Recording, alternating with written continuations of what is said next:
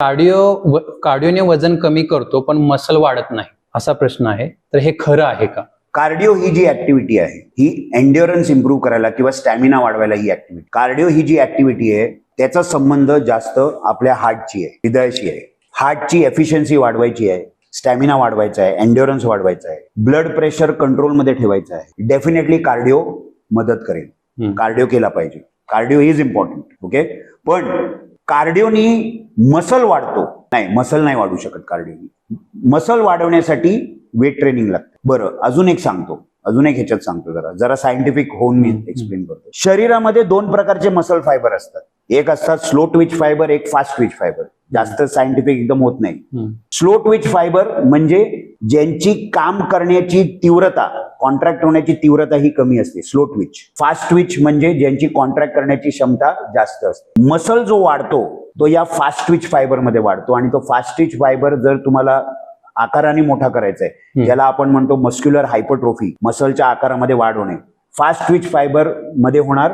आणि ते fast Twitch fibre तुम्ही जेव्हा वेट ट्रेनिंग करतात तिकडे शरीर त्याला वापरतं. तुम्ही जिथे ताकद लावता, जिकडे तुम्ही जोर लावता, ताकद लावताय, जिकडे तुम्ही फोर्स जनरेट करताय, तिकडे हे फास्ट ट्विच फायबर वापरले जातात. आपण एंड्युरन्स रिलेटेड जी ऍक्टिव्हिटी करतो, वॉकिंग झालं, स्किपिंग झालं, किंवा तुम्ही क्रॉस ट्रेनिंग करताय, ट्रेडमिल वरती चालताय, जॉगिंग करताय, हे जे एरोबिक ऍक्टिव्हिटी ज्याला म्हणलं जातं ना, याच्यामध्ये शरीर स्लो ट्विच फायबरचा वापर करतो. या स्लो ट्विच फायबरमध्ये जे मायोग्लोबिन असतं त्याचं प्रमाण जास्त असतं. हे एंड्युरन्स टाईपचे फायबर आहे. म्हणून आपण जर मसल वाढायचं जर आपण म्हणतोय, तर मसल वाढवायला वेट ट्रेनिंग पाहिजे. वजनी व्यायाम करणं अत्यंत इम्पॉर्टंट. बऱ्याच वेळेला काही जण असतात की मी फक्त आज मी कार्डिओज करतो किंवा मी एरोबिक्स असतो किंवा झुंबाच करत असतो, बाकी मी वेट ट्रेनिंग करत नाही असं म्हणतात. म्हणजे एकाच प्रकारचे व्यायाम ते दररोज करत असतात, हे कितपत योग्य आहे? मी हे समजतो की तुम्हाला जॉगिंग करणं आवडतंय, म्हणजे एका व्यक्तीला जॉगिंग करायला आवडतं, त्याला झुंबा डान्स करायला आवडतं, एरोबिक डान्स करायला आवडतं, चांगलं आहे. ओके, तुम्ही एका प्रकारचा व्यायाम करताय. पण तुम्ही एक लक्षात ठेवलं पाहिजे, तुम्ही जर वजनी व्यायाम नाही केलं, वेट ट्रेनिंग नाही केलं, तर पुढे जाऊन तुमचे गुडघे दुखतील, तुम्हाला नी प्रॉब्लेम स्टार्ट होणार. सगळ्यांनी एक गोष्ट समजून घेतली पाहिजे, एका पर्टिक्युलर वयानंतर आपल्या शरीरामध्ये मसल लॉस होतो, ज्याला आपण डिजनरेशन म्हणतो. वय वाढल्यामुळे हे होतं. तुम्हाला जर स्पेसिफिक सांगायचं तर 30 वर्षाच्या पुढे जर तुम्ही बघितलं तर आपले टेस्टोस्टेरॉन लेवल पण हळूहळू कमी होतं. दरवर्षी असं म्हणलं जातं 1% टेस्टोस्टेरॉन लो होतोय. बरोबर आहे. तिकडे मसल्स डिजनरेट होतात, मसल कमी होतात वयानुसार. हे एजिंग प्रोसेस आहे. आता तुम्हाला जर तुमची आवडती ऍक्टिव्हिटी करायची आहे, झुंबा डान्स करायचा आहे, एरोबिक डान्स करायचा आहे, जॉगिंग करायचं आहे, स्पोर्ट्स खेळायचे आहेत, तर तुमचे सांधे मजबूत पाहिजे. सांधे मजबूत ठेवायला त्याच्या भोवती जे मसल्स असतात ते मजबूत पाहिजे. आता ते मजबूत करणे, त्याला वाढवणे, हे वेट ट्रेनिंग करतं. म्हणून वेट ट्रेनिंग तेवढंच इम्पॉर्टंट आहे. इनफॅक्ट मी तर म्हणतो, तुम्हाला जर तो झुंबा डान्स आयुष्यभर करायचा आहे, तुम्हाला एक पर्टिक्युलर स्पोर्ट आवडतो, तो आयुष्यभर खेळायचा असेल, ओके, तर ते आयुष्यभर करण्यासाठी तुम्ही वेट ट्रेनिंग करा. आठवड्यातनं 2दा किंवा 3दा तरी वेट ट्रेनिंग केलं पाहिजे, जेणेकरून तुमचे मसल्स मजबूत होतील आणि तुम्ही ती ऍक्टिव्हिटी, तुमची आवडती ऍक्टिव्हिटी तुम्ही जास्त काळासाठी करू शकता. नॉर्मल माणसामध्ये त्यांना असं वाटतं, खूप लोकांना असं वाटतं, वजनी व्यायाम किंवा वेट ट्रेनिंग म्हणजे अगदी हेवी वेट ट्रेनिंग, किंवा वजनी व्यायाम फक्त हे पैलवान लोक करतात, बॉडी बिल्डर्स करतात. असं नव्हे. तुम्ही एक प्रोफेशनल आहात, तुम्ही अकाउंटन्सीमध्ये काम करताय, तुम्ही एक डॉक्टर आहात, किंवा तुम्ही एक इंजिनियर आहात, किंवा तुम्ही एक सेलिब्रिटी आहात, तुम्ही स्पोर्ट्समॅन आहात, तुम्ही जिम मध्ये जाता आणि वेट ट्रेनिंग करताय, तर वेट ट्रेनिंग तुम्ही तुमच्या क्षमतेनुसार तुम्ही वजन उचलायचे, आणि ते पण करेक्ट फॉर्म अँड टेक्निक मध्ये, जिथे पर्सनल ट्रेनर तुमची मदत करेल, एक क्वालिफाईड पर्सनल ट्रेनर तुमची चांगली मदत करेल. तिकडे हे व्यवस्थित समजून तुम्ही तुमच्या क्षमतेनुसार वजन उचलायचं. बरोबर आहे. त्याला आपण, तेही वेट ट्रेनिंग आहे. घरी जर तुम्ही फ्री स्क्वॉट केले, किंवा तुम्ही घरी पुशअप्स केले, तेही वेट ट्रेनिंग आहे. फक्त तिकडे तुम्ही एक्सटर्नल वेट घेत नाहीये, तुम्ही शरीराचं वेट घेताय. ही गोष्ट लोकांनी समजून घेतली पाहिजे. म्हणून मसल वाढवणं अत्यंत इम्पॉर्टंट आहे. आणि अजून एक सांगतो, लोकांनी जर मसल वाढवले, लीन मास जर लोकांनी वाढवलं, त्यांचे 40 ते 50% प्रॉब्लेम त्यांचे कमी होतात. नक्कीच. याच्या रिलेटेड एक प्रश्न आहे सर, की मसल वाढवण्यासाठी प्रोटीन कितपत घेणं गरजेचं आहे का, म्हणजे, आणि मसल वाढवण्यासाठी आपण काय काय केलं पाहिजे याच्याबद्दल थोडीशी माहिती द्या. पहिलं मी सुरुवात करतो, मसल वाढवण्याने तुम्हाला काय फायदे मिळतात. आता हे खूप लोकांना माहिती नाही, म्हणून तुमच्या चॅनलच्या माध्यमातून मला हे सांगायचंही आहे लोकांना. मसल वाढला तर पहिला फायदा, तुमचा ब्लड शुगर लेवल चांगला मॅनेज होईल.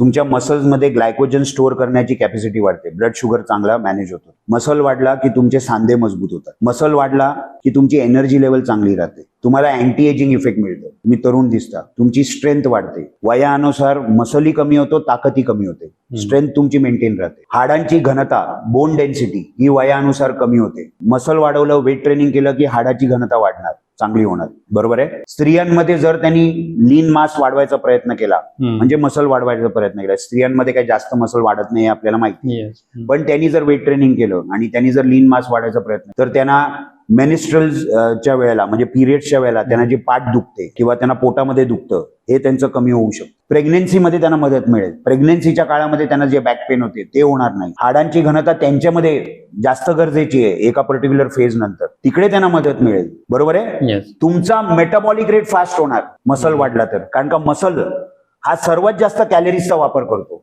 आपल्या शरीरामध्ये सर्वात जास्त कॅलरीजचा वापर करणारा म्हणजे मसल. तो नुसता बॉडीमध्ये मेंटेन राहिला तरी तुम्ही जास्त कॅलरीजचा वापर करताय, तर तुमचा मेटाबॉलिक रेट चांगला राहील, फॅट कमी राहणार, वजन कंट्रोलमध्ये राहील. एवढे फायदे आहेत मसल वाढवण्याचे. म्हणून मी तुम्हाला बोललो, अर्ध्यापेक्षा जास्त प्रॉब्लेम कमी होतात मसल वाढलं लोकांचे. हे त्यांनी समजून घेतलं पाहिजे. मसल वाढवायला काय केलं पाहिजे? वेट ट्रेनिंग केलं पाहिजे. वजनी व्यायामनी मसल वाढतो. त्याला थोडं फोर्स जनरेट म्हणजे थोडं चॅलेंज लागतं. बरोबर आहे. तुम्ही जेव्हा चॅलेंजिंग ऍक्टिव्हिटी करता तर तुमच्या मसल फायबरमध्ये तुम्ही सूक्ष्म पातळीवरती तुम्ही दुखापत होते जराशी. तुम्हाला ते व्यायाम केल्यानंतर थोडंसं दुखतं, जे आपल्याला आवडतं व्यायाम केल्यानंतर. आणि मग त्याच्यानंतर त्याला प्रोटीन म्हणजे आहार पाहिजे, त्याला दुरुस्त करायला, आणि आराम पाहिजे त्याला. बरोबर. आता प्रोटीन किती घ्यायचं? प्रत्येक माणसाची प्रोटीन इंटेक ही कॅल्क्युलेट केली जाते, ज्याला आपण आपल्या न्यूट्रिशनच्या कोर्समध्ये पण आपण शिकवतो. कितीतरी पर्सनल ट्रेनर्स आपले न्यूट्रिशनचा कोर्स करतात, बाहेरचे लोकही करतात. आपल्या अकॅडमीमध्ये डॉक्टर्स पण येतात न्यूट्रिशनचा कोर्स करायला. मग ते काय शिकतात त्याच्यामध्ये, की तुम्ही एका माणसाचं डाएट लिहिताना तुम्ही त्याच्यामध्ये काय काय कसं कॅल्क्युलेट करणार, प्रोटीन कसं कॅल्क्युलेट करणार, कार्बोहायड्रेट कसं कॅल्क्युलेट करणार, फॅट कसं कॅल्क्युलेट करणार, या सगळ्या गोष्टी त्यांना शिकवलं जातं. त्याच्यामध्ये प्रोटीन कॅल्क्युलेट केली जाते. आणि प्रत्येक माणसाची प्रोटीन रिक्वायरमेंट वेगळी असते, ही गोष्ट समजून घ्या. तुम्ही एक स्टेटमेंट सगळ्या लोकांसाठी पास नाही करू शकत. तुम्ही हे नाही म्हणू शकत की सगळ्यांना दिवसातनं 70 ग्राम प्रोटीन पाहिजे, असं तुम्ही स्टेटमेंट नाही बोलू शकत. कारण का प्रत्येक माणसाचं बॉडी वेट वेगळं, त्याचं लीन मासचं वेट वेगळं असतं, त्याचं फॅट पर्सेंटेज वेगळं असतं, त्याची ऍक्टिव्हिटी लेवल वेगळी असते, प्रत्येकाचे टार्गेट वेगवेगळे असतात. बरोबर आहे का नाही? कोणाला फक्त फिटनेससाठी कोणतरी वर्कआउट करतो, कोण ताकद वाढवायला वर्कआउट करतोय, कोण बॉडी बिल्डिंग करतोय. सगळ्यांचे जे त्यांची रिक्वायरमेंट असते ती वेगळी असते. म्हणून ते प्रोटीन त्या पद्धतीने कॅल्क्युलेट केलं जातं आणि तेवढं प्रोटीन घ्यायचं. म्हणजे पावडर फॉर्म मध्ये पण आणि फूड मधून पण दोन्ही असतं. जसं मी सांगितलं तुम्हाला, तुम्ही जर पावडर फॉर्म मध्ये घेताय तर मी सांगितलं ही गैरसमजूत आहे की फक्त पावडरच, फक्त प्रोटीन पावडरच घेतलं पाहिजे, असं नाही म्हणत आहे. होल फूड मधनं घ्या, जिथे जिथे जमत नाहीये तिथे तुम्ही प्रोटीन पावडरचा वापर करा. आता एक उदाहरण देतो. आता मी माझ्या आहारामध्ये जास्त करून अंडी, पनीर किंवा चिकन अशा गोष्टी असतात. बरोबर आहे. पण आता समजा कुठेतरी शेड्यूल एकदम टाईट आहे, एकदम बिझी शेड्यूल आहे, आणि माझे लेक्चर स्टार्ट होणार आहे, आणि त्याच्या अगोदर माझं मील आला. आता तिकडे मी होल प्रोटीन घेऊ शकत नाहीये, तिथे मी वे प्रोटीन घेतो. म्हणजे तुम्ही त्याचा वापर अशा पद्धतीने करू शकता. बऱ्याच जणांचं म्हणजे स्टार्टिंगलाच ते काय करतात की प्रोटीन वरती ते शिफ्ट होतात. म्हणजे प्रोटीन घ्या म्हटल्यानंतर त्यांना वाटतं की प्रोटीनचा एक डब्बा घ्या. हा, प्रोटीन म्हणजे त्यांच्यामध्ये प्रोटीनचा डब्बा म्हणजे प्रोटीन असं. म्हणजे त्यांचं असं नाही की अंड्यामध्ये पण प्रोटीन आहे किंवा पनीरमध्ये पण प्रोटीन आहे, दही खातो त्याच्यात पण प्रोटीन आहे, असं नाहीये. तर त्यांना वाटतं डायरेक्ट प्रोटीनचा डब्बा, असं नाही. येस, आपला तोच प्रश्न होता, म्हणजे की प्रोटीन शेक शिवाय आपण मसल बनवू शकतो का, असं असते. रात्री जेवल्यानंतर वजन वाढते असं बऱ्याच जणांचा एक प्रश्न असतो, की म्हणजे म्हणून काय वेळेला काय करतात की आपण बघितलं असेल की फॅट लॉस जे करणार मी रात्रीचं जेवतच नाहीये असं ते म्हणतात. हे कितपत योग्य आहे? तुम्ही रात्री जेवत नाही त्यापेक्षा तुम्ही प्रत्येक मील मध्ये काय खाताय ते जास्त इम्पॉर्टंट. आपण वजन वाढायचं जर सायन्स आपण बघितलं तर हे आपल्याला समजून येतं की आपलं वजन कधी वाढतं. आपलं वजन वाढतं अशा वेळेला आपलं वजन वाढतं जेव्हा आपण ओव्हर इटिंग करतो, हम्म. जास्त कॅलरीज आपण घेतोय, बरोबर आहे. जास्त कॅलरीज घेतोय आणि ते पण आपण ते कॅलरीज कुठून घेतोय, फक्त जास्त कॅलरीज नाही, ते कॅलरीज कशात नाही येत आहेत, बरोबर आहे. म्हणजे आता फॉर एक्झाम्पल जर तुम्ही बघितलं तर कॅलरीज तुम्हाला काहीतरी बाहेरचं जे जेवण आहे त्याच्यातनं, बाहेरचं जे खाणं असतं त्याच्यातनं पण कॅलरीज येऊ शकतात, बरोबर आहे. पण त्याच्यातनं एम्प्टी कॅलरीज पण येतात. त्याच्यामध्ये समजा जास्त प्रमाणात साखर आहे, मैदा आहे, त्याच्यामध्ये ट्रान्स फॅट आहे, हायड्रोजनेटेड ऑइल वापरलं गेलं, हे सगळे एम्प्टी कॅलरीज आहेत, व्हाईट कॅलरीज आहेत, बरोबर आहे. तर हे झालं. तुम्हाला कॅलरीज दुसऱ्या पदार्थांमधनं पण येतं, म्हणजे तुम्हाला अंड्यांमधनं पण कॅलरीज येणार, तुम्ही दही खाल्लं त्याच्यातनं पण येणार, तुम्ही पनीर खाताय त्याच्यातनं पण येणार, तुम्ही ज्वारीची भाकरी खाल्ली त्याच्यात पण कॅलरीज आहे, बाजरीची भाकरी खाल्ली त्याच्यात पण कॅलरीज येणार, बरोबर आहे. पण हे जे कॅलरीज असतात हे चांगले कॅलरीज आहे.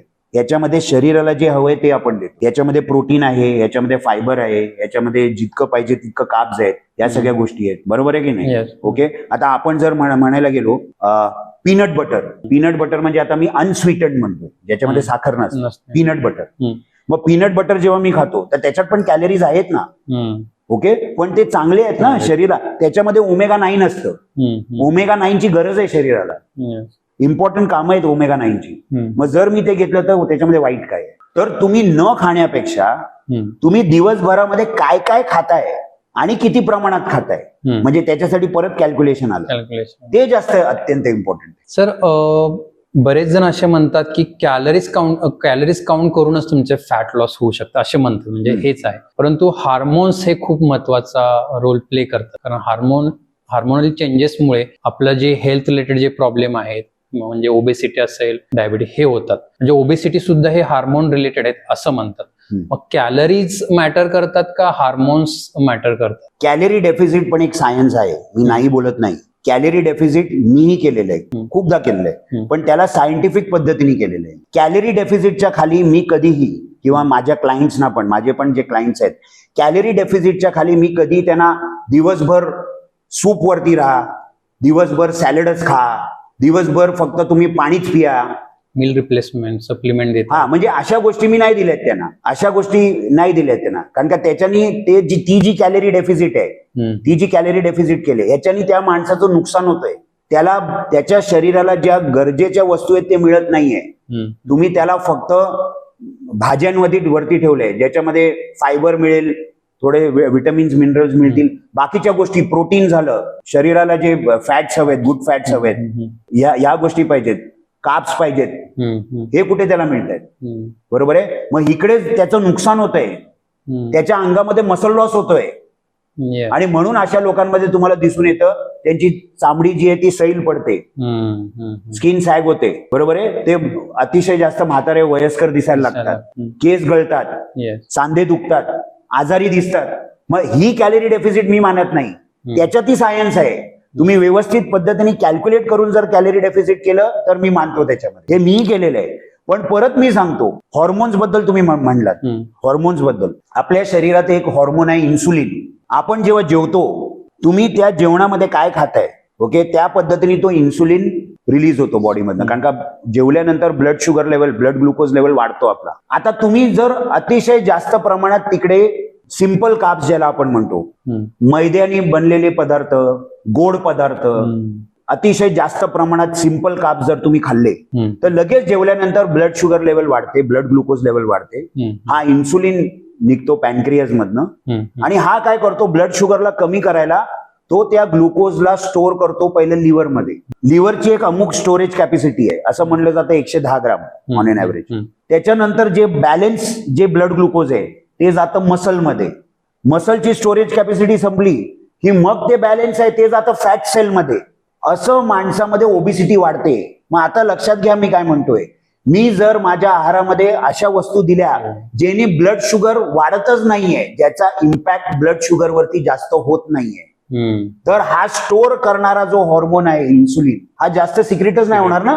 म्हणजे मी जर असे वस्तू खाल्ले की जेणेकरून ब्लड शुगर वरती जास्त इम्पॅक्ट होत नाहीये, तर काय होणार, मी खातो पण आहे, माझं पोट पण भरतंय, मला उपाशी वगैरे राहायला लागत नाहीये, आणि ऍट द सेम टाइम माझा फॅट लॉस पण होतोय, माझं वजन कमी होतंय. कारण का त्या इन्सुलिनला मी व्यवस्थित कंट्रोल करून ठेवलंय, ब्लड शुगरला कंट्रोल करून ठेवलंय. म्हणून मी मगाशी तुम्हाला बोललो, तुम्ही काय खातात ते जास्त इम्पॉर्टंट आहे. कॅलरी डेफिसिट पण करताय तर तुम्ही पद्धतशीर करा. त्याच्यामध्ये पण तुम्ही selection criteria of food is very important.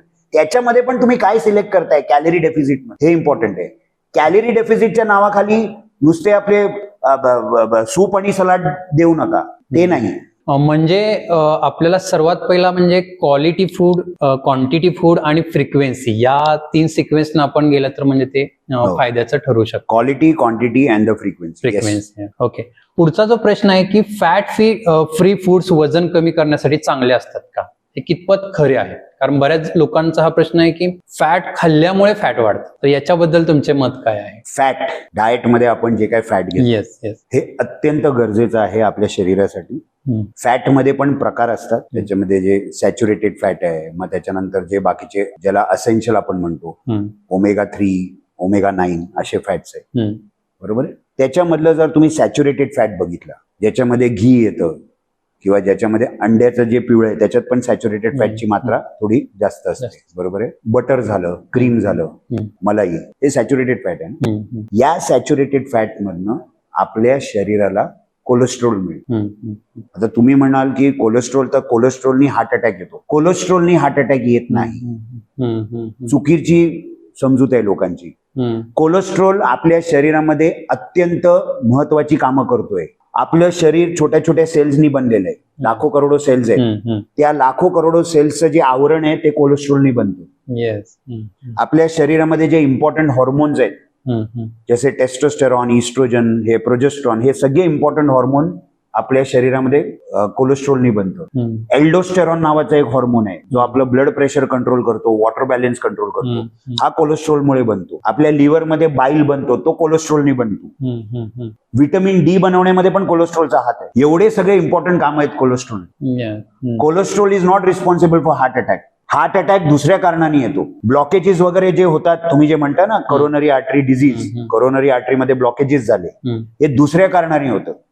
Okay. तो खूप मोठा सायन्स आहे ज्याच्यामध्ये लिपोप्रोटीन असतात शरीरामध्ये, VLDL, very low density lipoprotein, म्हणजे LDL, लो डेन्सिटी लिपोप्रोटीन, ते वेगळा एक सायन्स आहे. पण कोलेस्ट्रॉलनी नाही. कोलेस्ट्रॉल इम्पॉर्टंट आहे. तर पहिली गोष्ट फॅट इम्पॉर्टंट आहे आपल्या डाएटमध्ये, बरोबर आहे. किती प्रमाणात खायचं ते आपण शिकलं पाहिजे. हे फॅट तुम्ही किती प्रमाणात खाल्लं पाहिजे कॅल्क्युलेशन प्रमाणे, हे तुम्हाला कळलं पाहिजे. मला एक जरा सांगा, आधीपासून आपण ऐकत आलोय की फॅट नाही खायचं, आधीपासून आपण हे ऐकत आलोय, बरोबर आहे ना.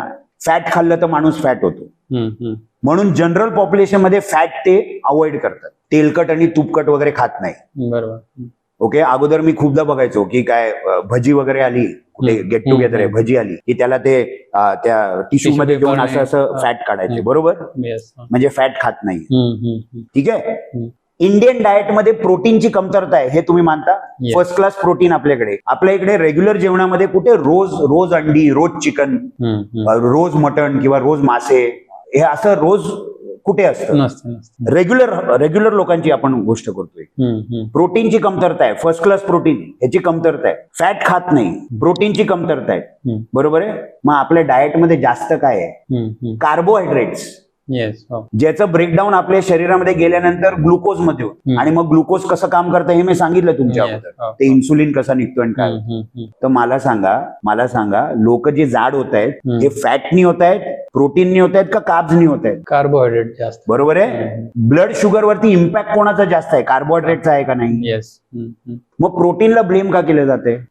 बरं, अजून एक मी तुम्हाला सांगतो, ही एक गोष्ट सांगतो. मला कळत न कळत आपण प्रत्येक वेळेला फॅटला कार्ब्स बरोबर कंबाईन करून खातो. नॉर्मल लोकांच्या घरी बटर खाल्लं जातं, ते कशा सोबत खातात? ब्रेड म्हणजे कसला? मैद्याचा ब्रेड. आपण म्हणतो अंड्याचं बलक खायचं नाही, असं लोक म्हणतात ना, अंड्याचं येलो खायचं नाही, त्याच्याने त्रास होतो. हा, तुम्ही बघितलं जर बाहेर वगैरे बघितलं, अंड्याची भुर्जी खातात, हाफ फ्राय खातात, कशा बरोबर? पाव, तेल आणि पाव, बरोबर. किंवा तुम्ही रेस्टॉरंट मध्ये गेलात, लोक म्हणतात पनीर खाल्लं की त्याच्यात फॅट आहे. काय दाल मखनी ऑर्डर केली, पनीर पालक, त्याच्या सोबत काय खातात? मैद्याची रोटी, रुमाली रोटी, भात, बरोबर. एवढे एक्झाम्पल तुम्हाला दिले, त्याचंच प्रमाण जास्त असतं, बरोबर आहे. गोड, घरी काहीतरी गोड बनवलं, काही त्याच्यात फॅट वापरला, आपण समजा तूप वगैरे वापरला, शिरा बनवला, त्याच्यात फॅट वापरलं, फॅट सोबत अजून काय आहे, साखर. म्हणायचं हे आहे की जिथे जिथे कळत न कळत आपण सगळीकडे फॅट जिकडे घेतलंय तिथे आपण सिंपल कार्ब्स, मैदा, साखर या गोष्टी आपण ऍड केल्या ना, मग जो ब्लड शुगर लेवल वाढतोय आणि इन्सुलिन जो वाढतोय हा फॅटमुळे वाढतोय का हा त्या शुगर आणि मैदा आणि अशा सिंपल कार्ब्सनी वाढतो? बरोबर आहे. मग ओबिसिटी नक्की कशामुळे होते? फॅट, कार्बोहायड्रेटमुळेच वाढते. ब्लेम केलं जातं फॅटला. बरं, कुठले फॅट नाही खायचे हेही सांगतो. जे हायड्रोजनेटेड ऑइल असतात किंवा जे ट्रान्स फॅट असतात हे नाही खायचे, कारण का हे नॅचरल नाहीये, हे मॅनमेड आहे, हे सिंथेटिक आहे. जे हायड्रोजनेटेड ऑइल असतात ना किंवा ट्रान्स फॅट असतात ते काढून टाका आहारात. पण फॅट जे पाहिजे आपल्याला, जितकं पाहिजे प्रमाणात, कॅल्क्युलेशन अनुसार तुम्हाला जितकी गरज आहे ते तुम्ही घेतलं पाहिजे. म्हणजे जेही तळलेलं वगैरे असतात हे ऑइल आपण सहसा अवॉइड केलं पाहिजे, किंवा जे माणसाने जे बनवलेलं आहे कृत्रिमरित्या ते त्याला आपण अवॉइड केलं पाहिजे. हा, त्याला हायड्रोजनेटेड फॅट ते नाही घेतले पाहिजे. आपण जेव्हा हे पण सुपर मार्केटमध्ये जातो, बिस्किटचा पुडा उचलला, चिप्सचं पॅकेट उचललं की लोकांनी वाचलं पाहिजे ट्रान्स फॅट किती आहे, काहीतरी एक प्रमाण आहे गव्हर्नमेंटनी ठरवलंय, काहीतरी 1% वगैरे तेवढंच असलं पाहिजे ट्रान्स फॅट, हे त्यांनी वाचलं पाहिजे. लेबलिंग रीडिंग सुद्धा खूप महत्वाचं, आपल्या इथं अजून तेवढं हे नाही केलं. या सगळ्या गोष्टी न्यूट्रिशनच्या कोर्सनी तुम्हाला समजतात बेसिकली, पूर्ण डिटेल्स मध्ये आपण याच्यामध्ये. ह्याच्यानी काय होतं, घरी फायदा होतो, घरच्या लोकांना फायदा होतो त्याचा. येस, म्हणजे हा स्किल रिलेटेड कोर्स जो आहे याच्यामध्ये आता जे आपण बोलत आहे याच्यामध्ये आपण डिटेल्स मध्ये सांगतो की ट्रान्स फॅट काय आहे किंवा हायड्रोजनेटेड ऑइल काय आहे, जेणेकरून पुढच्याला आपण कोणताही मील घेताना आपल्याला ते समजेल की बाबा याच्यामध्ये हे आहे. नक्कीच. पुढचा प्रश्न आहे की वजन कमी करण्यासाठी उपवास करणं किती फायद्याचे आहे? बरेच जण उपवास करतात, उपवासामध्ये पण आता भरपूर प्रकार जे आपण ट्रॅडिशनल लोक पण करतात, आणि फास्टिंग म्हणून एक डाएटचा एक प्रकार आहे, याच्याबद्दल तुम्ही काय सांगाल? म्हणजे उपवास म्हणजे तुम्ही म्हणताय एका माणसाने काहीच नाही खाल्लं का, असे उपवास की ज्याच्यामध्ये साबुदाण्याचे वडे चालतात आणि बटाट्याचे हे चिप्स चालतात, असं कुठला उपवास म्हणताय? येस, उपवासाचे म्हणजे ऍक्च्युली उपवास म्हणजेच लोकांना माहित नाहीये तसं म्हटलं तर, कारण उपवासाला काही खातात, जसं की तुम्ही म्हटलं की साबुदाण्याचे वडे असतील किंवा खिचडी असेल, म्हणजे ते कितपत काम करतात, म्हणजे उपवास हा कितपत काम करतो म्हणजे वजन कमी करण्यासाठी? तुम्ही उपासामध्ये तुम्ही जर काहीच खात नाही, काहीच तुम्ही खात नाही, दिवसभर काही खात नाही, आणि असं उपवास तुम्ही सारखं जर करत गेलात तर हे शरीरासाठी चांगलं नाही. कधीतरी एकदा तुम्ही एक दिवस कधीतरी उपवास केला तर इनफॅक्ट ते तुमच्या बॉडीसाठी पॉझिटिव्हली काम करेल, तुमच्या सिस्टम्सला आराम देईल, टॉक्सिन्स काढण्यामध्ये मदत होईल. त्याचे पण ते कधीतरी एक दिवस. ओके. पण सारखं तुम्ही जर असे उपवास करत गेले तर ऑब्व्हियसली तुम्ही तुमच्या शरीराला जे पाहिजे ते तुम्ही देत नाही, मसल लॉस होणार. शरीराला एनर्जी मिळत नाहीये, मग शरीर काय करणार, मसल प्रोटीनचा वापर करणार आहे एनर्जीसाठी, मसल लॉस होणार. त्याचा परिणाम तुमच्या मसलवरती पडणार, मसल कमी होणार, त्याचा परिणाम तुमच्या इम्युनिटीवरती होणार, तुम्ही आजारी पडू लागणार. त्याच्यानी डेफिशियन्सीज क्रिएट होणार बॉडीमध्ये, कितीतरी डेफिशियन्सीजमुळे अजून आजार येतील. म्हणजे हे प्रॉब्लेम होती जर काही खाल्लं नाही आणि सारखं केलं तर कधीतरी तुम्ही केलात तर आपण म्हणू शकतो की तुम्ही सिस्टमला आराम देताय. ओके. आता दुसऱ्या प्रकारचा उपवास, जिकडे तुम्ही म्हणताय की कोणीतरी उपवास करतंय आणि मग त्याच्यामध्ये मग म्हणतात की साबुदाणा वडे खाऊ शकतो किंवा साबुदाण्याची खिचडी खाऊ शकतो किंवा अशा गोष्टी. ओके. तर मग त्याच्यामध्ये बेसिकली म्हणजे तो उपास आहे का पहिलं तर, आणि जर त्याच्यामध्ये जर तुम्ही ते पदार्थ जास्त खाताय तर मग वजन कसं कमी होतं? अल्टिमेटली तेच आलं ना, म्हणजे कार्बोहायड्रेट्स आले, बटाट्याने बनलेले पदार्थ म्हणजे स्टार्च आलं, सिंपल फॉर्मचं स्टार्च आहे, त्याचा इम्पॅक्ट तुमच्या ब्लड शुगर वरती काय होणार, ब्लड शुगर वाढणारच आहे ना, मग त्याच्याने तुमचं वजन कसं कमी होणार? म्हणजे इथे मी दोन प्रकार सांगितले उपवासाचे, एक काहीच खात नाही आणि एक जे खातात.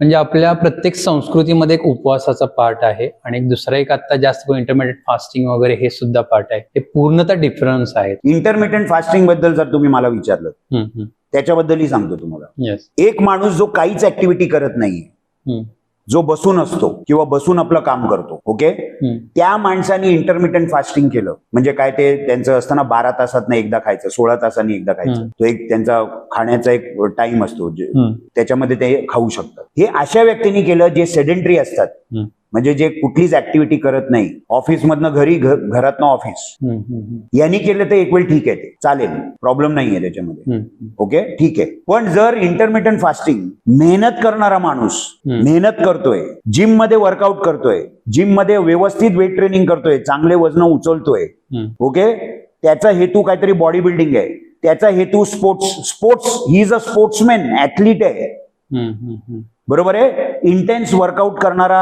एक फिटनेस फ्रीक आहे, फिटनेसची आवड आहे आणि तो इंटेन्स वर्कआउट करतोय, आणि तो जर इंटरमिटंट फास्टिंग करतोय तर मी नाही सपोर्ट करणार त्या गोष्टी. असं आहे ते. येस, प्रत्येकाचे इंडिव्हिज्युअल आहे, ते त्यांच्यानुसार आपण इंडिव्हिज्युअलिस्टिक गोल असतात. येस, त्याप्रमाणे ते तसं झालं पाहिजे. नक्की. आता मध्ये कीटोजेनिक डाएट आलेलं, कीटोजेनिक डाएट, तर कीटोजेनिक डाएट मी असं कधीच नाही बोललो, किंवा आपल्या कोर्समध्ये मी कधीच नाही बोललो सगळ्यांनी कीटोजेनिक डाएट करा. असं कसं, सगळ्यांनी कीटोजेनिक डाएट कसं करायचं, असं कसं होणार? मध्यंतरी खूप फॅड होतं का नाही? मग त्यावेळेला पण मी बोलताना किंवा आमच्या कोर्समध्ये मी कधीच असं प्रमोट नाही केलंय. तुमच्याकडे क्लायंट आला की बसला की त्याला कीटोजेनिक डाएट द्या, असं कधीच नाही बोललोय. तुम्ही समजून घ्या ना त्याचा गोल काय आहे, त्याला काय पाहिजे, त्याचा हेतू काय आहे. प्रत्येक माणूस जो जिम मध्ये येतो किंवा तुमच्याकडे येतो त्याचा गोल वेगवेगळा असतो का नाही? मग तुमचा डाएट पण तसा असला पाहिजे का नाही? तुम्ही कीटोजेनिक डाएट सगळ्यांना कसं देऊ शकतात? नाही, तसं नाही चालत. सेम मी इंटरमिटंट फास्टिंग बद्दल म्हणतो. नक्कीच, म्हणजे डाएटचे भरपूर सारे प्रकार आहेत, परंतु तो व्यक्ती कोण आहे त्याच्या कंडिशन नुसार आपण त्याच्या गोलनुसार त्याला ते दिले पाहिजेत. म्हणजे प्रत्येकालाच तो कीटो डाएट सूट होईल असं नाहीये. प्रत्येकाला तो सूट होणार का नाही होणार, दुसरं त्याची म्हणजे त्याची गरज आहे का खरंच कीटोजेनिक डाएटची? बरं, त्याचं दिवसभराचं शेड्यूल काय आहे, त्याच्यामध्ये कीटोजेनिक डाएट जमेल का त्याला? या गोष्टी पण तर बघितल्या पाहिजे ना. आता एक तुम्हाला उदाहरण देतो मी. कीटोजेनिक डाएटमध्ये सॅच्युरेटेड फॅटचा वापर जास्त असतो, बरोबर आहे.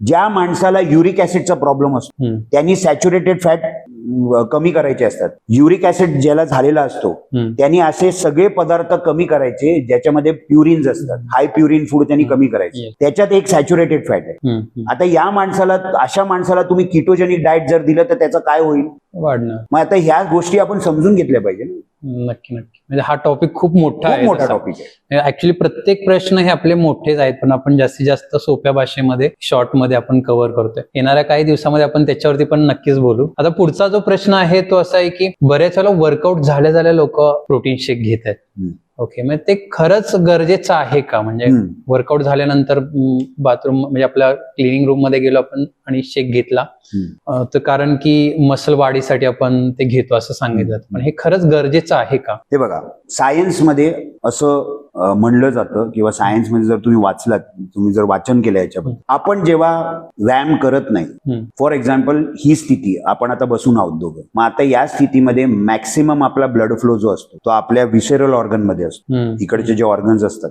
त्याच्यामध्ये त्याचा असतो ब्लड फ्लो. सगळ्यात इम्पॉर्टंट काम डायजेशन हे चालू असतं, बरोबर आहे. तुम्ही व्यायाम करायला गेलात, एक्सरसाइज स्टार्ट केली, आणि आपल्या ब्रेनला समजलं की काहीतरी फिजिकल ऍक्टिव्हिटी स्टार्ट झालेली आहे, की लगेच आपला ब्लड फ्लो त्या वर्किंग मसलकडे जाणार, कारण का तिकडे ऑक्सिजनेटेड ब्लडची गरज असते, कारण का तिथे ऍक्टिव्हिटी स्टार्ट झाली आहे त्या मसल्समध्ये. प्लस ब्लड फ्लो तुमच्या हार्टकडे पण जाणार, तो पण तिकडे पण डायव्हर्ट होणार. कार्डियक आउटपुट वाढतो आपला फिजिकल ऍक्टिव्हिटी स्टार्ट केल्यानंतर, म्हणून ब्लड फ्लो तिकडे पण जातो. प्लस काही ब्लड फ्लो तुमच्या स्किनकडे जातो, बॉडीचं टेम्परेचर राईज होतोय, त्याला कंट्रोल करण्यासाठी ब्लड फ्लो तिकडे. म्हणजे इन शॉर्ट आपल्या विसेरल ऑर्गन मधनं ब्लड फ्लो डायव्हर्ट झाला सगळीकडे, बरोबर आहे. एक्सरसाइज झाल्यानंतर, फिजिकल ऍक्टिव्हिटी झाल्यानंतर, इंटेन्स वर्कआउट झाल्यानंतर आपल्याला लवकरात लवकर प्रोटीन सिंथेसिसचं काम सुरू करायचं असेल रिपेअरसाठी, रिकव्हरीसाठी, तर त्यावेळेला आपण सिंपल फॉर्म मध्ये प्रोटीन दिलेलं चांगलं असतं. सिंपल फॉर्म जे फटाफट डायजेस्ट होणार आणि फटाफट ऍब्झॉर्ब होणार, कारण का रक्ताचा सराव आता डिस्ट्रीब्यूट झालेला आहे ना, ब्लड सर्क्युलेशन इज डायव्हर्टेड नाव. आणि म्हणून तिकडे वे प्रोटीन जो सिंपल फॉर्मचा सप्लिमेंट आहे, it is a protein in simple form, तो पाण्यातनं घेतला तर त्याचा ऍब्झॉर्प्शन त्यावेळेला फास्ट होणार. तिकडे जर तुम्ही पनीर वगैरे खाल्लं किंवा चिकन वगैरे खाल्लं तर तो कॉम्प्लेक्स फॉर्म आहे. प्रोटीन सिंथेसिसची क्रिया एकदम फास्ट होणार नाही. तिकडे आपल्याला प्रोटीन सिंथेसिस, प्रोटीन बनवण्याची क्रिया जी आणि रिकव्हरी ही किक स्टार्ट झाली पाहिजे. आणि तिकडे जितक्या सिंपल फॉर्म मध्ये तुम्ही घेणार तितकं इम्पॉर्टंट आहे ते. म्हणजे त्याच्यामध्ये पण मी सांगतो, वे प्रोटीन मध्ये पण सांगतो 3 प्रकारचे वे प्रोटीन आहेत का नाही. वे कॉन्सन्ट्रेट, वे आयसोलेट आणि हायड्रोलाइज वे. बरोबर आहे. वे कॉन्सन्ट्रेट पेक्षा फास्ट ॲब्झॉर्ब वे आयसोलेट आहे आणि वे आयसोलेट पेक्षा फास्ट ॲब्झॉर्ब हायड्रोलाइज वे. मग माझ्याकडे जर बजेट असेल तर मी हायड्रोलाइज वे घेणार, कारण का ते पेप्टाइड फॉर्म मध्ये असतं.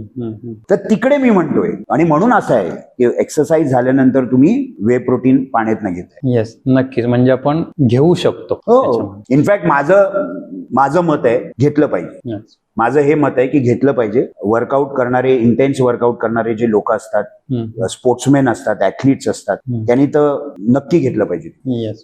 पुढचा जो प्रश्न असा आहे की बरेच लोक फक्त एरोबिक्स करतात वजन कमी करण्यासाठी, हे कितपत योग्य आहे? वजन कमी करण्यासाठी एरोबिक्स करणे किंवा वजन कमी करण्यासाठी कार्डिओ करणे, कुठल्याही प्रकारचा कार्डिओ करणे, हा जो आहे हा एक तुम्हाला जो इफेक्ट मिळतो ना तो खूप शॉर्ट टर्म मिळतोय. तुम्ही लॉंग टर्म इफेक्टचा विचार केला पाहिजे आणि तुम्ही जास्त इफेक्टचा विचार केला पाहिजे. आणि ते तुम्हाला एरोबिक्स किंवा कार्डिओपेक्षा लॉंग टर्म इफेक्ट तुम्हाला वेट ट्रेनिंग मध्ये मिळणार. कारण का वेट ट्रेनिंग डायरेक्टली आपल्या कॅलरीज जाळण्याचा जो दर आहे, ज्याला आपण बेझल मेटाबॉलिक रेट म्हणतो, त्याला वाढवण्यामध्ये मदत करतो. म्हणजे ज्या वेळेला आपलं शरीर, आपण जेव्हा आराम करतो त्यावेळेला आपलं शरीर ज्या दराने कॅलरीजचा वापर करते, वेट ट्रेनिंग आणि वेट ट्रेनिंगमुळे रिझल्ट जे येतात, मसल बिल्ड होतो, हे डायरेक्टली तुमचा बीएमआर वाढवतो. बीएमआर ला रेस करणार ते. म्हणजे हा तुमचा लॉंग टर्म इफेक्ट झाला किंवा जास्त प्रमाणात रिझल्ट झाला. पण तुम्ही जर एरोबिक ऍक्टिव्हिटी बघितलं किंवा कार्डिओ ऍक्टिव्हिटी बघितलं तर इथे तुम्ही कॅलरीज बर्न करता शॉर्ट पिरियडसाठी. जितका काळ तुम्ही ती ऍक्टिव्हिटी करताय तितका काळ, त्याचा असर तुमच्या बेझल मेटाबॉलिक रेट वरती जास्त पडत नाहीये. कारण का मी अगोदर पण बोललो मागच्या प्रश्नामध्ये, ते एन्ड्युरन्स ऍक्टिव्हिटी आहे. येस. कार्डिओव्हास्क्युलर एन्ड्युरन्स वाढवणे, मस्क्युलर एन्ड्युरन्स वाढवणे आणि बाकीचे फायदे, ब्लड प्रेशर कंट्रोल करणे, कार्डियक हार्टची एफिशियन्सी चांगलं करणं, हे त्याचं काम आहे. कॅलरी बर्निंग तेवढ्याच काळासाठी होणार, लॉंग टर्म इफेक्ट नाही मिळणार. नक्कीच. हा पण मोठा टॉपिक आहे. म्हणजे बऱ्याच वेळेला हे प्रश्न आहेत की वर्कआउटच्या आधी केला पाहिजे का, नंतर केला पाहिजे का, हे सुद्धा विचारलं. वेट ट्रेनिंगच्या वेळेला कार्डिओ करायचं का नाही, हे सुद्धा प्रश्न विचारले जातात. ओके, नक्की. मग मला वाटतं त्याच्यासाठी आपल्याला पूर्ण एनर्जी सिस्टीम समजून घ्यायला पाहिजे, तरच आपल्याला ते, आणि तो एक वेगळा टॉपिक घेण्याची गरज आहे असं मला वाटतं. येस. पुढचा जो प्रश्न आहे ते वजन कमी करण्यासाठी सर्वात चांगला व्यायाम कोणता? आपला हा झालेलाच आहे, जसं तुम्ही वेट ट्रेनिंग सांगितलेलं आहे. ओके, शेवटचा आपला हा प्रश्न आहे. पुढचा जो प्रश्न आहे तो मसल वाढवण्यासाठी वजन उचलणे हे गरजेचे आहे का? हे थोडेसे लोकांना थोडं डिटेल्स मध्ये सांगा. वजन कमी करण्यासाठी मी याच्या अगोदरच तुम्हाला सांगितलं की आपल्या शरीराचा कॅलरी जाळण्याचा दर वाढला पाहिजे, म्हणजे बेझल मेटाबॉलिक रेट. शरीराचा ज्या वेळेला आपण आराम करतो त्यावेळेला आपलं शरीर ज्या दराने कॅलरीजचा वापर करते त्याला आपण बीएमआर म्हणतो, बेझल मेटाबॉलिक रेट, तो वाढला पाहिजे. आणि त्याच्यामध्ये त्या बेझल मेटाबॉलिक रेटमध्ये सर्वात जास्त कॅलरी बर्नर हा लीन मास आहे, मसल आहे. बरोबर आहे. कारण का हा मसल हा ऍक्टिव्ह टिश्यू म्हणतो आपण, सतत काम करणारा, सतत काम करतो. काय काम करतो तो दिवसभरामध्ये? आपण जे काय हालचाल करतो, जी काय मुवमेंट करतो, चालणं, फिरणं, धावणं, इव्हन पोश्चर मेंटेन करणं, हे सगळं मसलमुळे होतं. बरोबर आहे. तर हा सर्वात जास्त कॅलरीज बर्न करतो. बरोबर. आता मसल वाढवायला तुम्ही वजन उचललं पाहिजे का? मसलला वाढण्यासाठी एकच गोष्ट लागते, चॅलेंज. त्याला थोडी चॅलेंज लागते. किंवा कारण का तुम्ही जेव्हा चॅलेंज देता, ओके, तर तुम्ही त्या मसल फायबरमध्ये दुखापत करताय. दुखापत म्हणजे सूक्ष्म पातळीवर, ज्याला आपण मायक्रोट्रोमा म्हणतो इंग्लिशमध्ये. ओके, जे मगाशी मी बोललो की आपलं अंग थोडं दुखतं आणि आपलं बायसेप मारले, बायसेप मारल्यानंतर आपल्या दुसऱ्या दिवशी ते बायसेप दुखतं, आपल्याला सोरनेस, जे आपल्याला बरं वाटतं, ते लागतं त्याला, आणि ते चॅलेंज नाही येणार. बरोबर आहे. आणि मग त्याच्या पुढे मग तो मसल फायबर रिपेअर करतो, तिथे प्रोटीन लागतं, आराम लागतं, हे आपल्याला माहिती. आता तो जो चॅलेंज तुम्ही देताय मसल फायबरला, तो तुम्ही वजन उचलून द्या एक्सटर्नल वेट घ्या, बार्बल, डंबल, मशीन, किंवा तुम्ही ते स्वतःचं बॉडी वेटनी करा. बॉडी वेट पण वजनच आहे. मी एक उदाहरण देतो तुम्हाला. पुशअप्स, ही पुशअप्सची पोझिशन आहे आणि ही मुवमेंट आहे पुशअपची, अशी करतो ना आपण पुशअप. मसल कुठले काम करतात बघा? चेस्टचा pectoralis major, शोल्डरचा anterior deltoid, tricep. मी टेक्निकल होतोय जरा. इथे जर तुम्ही मुवमेंट बघितली, इकडे जॉईंटची ऍक्शन बघितली, shoulder horizontal adduction, elbow extension, आणि हे मसल्स काम केले. चेस्ट, अँटीरियर डेल्टॉइड, ट्रायसेप, हे झाले पुशअप. इथे वेट होतं का? हो होतं ना, बॉडी वेट. कोणाला दिलं? चेस्टला. ठीक आहे. आता त्या पुशअपच्या पोझिशनला तुम्ही उलट करा. Bench press. मुवमेंट बघा. Shoulder horizontal adduction, elbow extension.